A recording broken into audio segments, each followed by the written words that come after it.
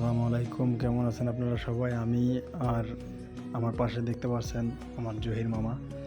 আমরা দুজন সবসময় একসঙ্গে চলাফেরা করি। আমি চাই এবং মামা আমরা সবাই, আমাদের আরও দুইজন অনেক ভালো বন্ধু আছে, তাদেরকে অনেক মিস করি সবসময়। আমরা দুজনেই এখন দেশের বাইরে।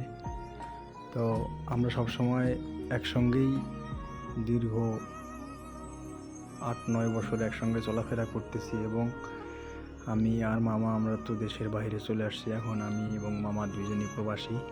তো একসময় অনেক আনন্দের মুহূর্ত ছিল এগুলা। বাংলাদেশে আমরা সবসময় আমরা দুজন একসঙ্গে চলাফেরা করছি এবং একসঙ্গেই সব জায়গায় যেখানে গেছি সব একসঙ্গেই গেছি।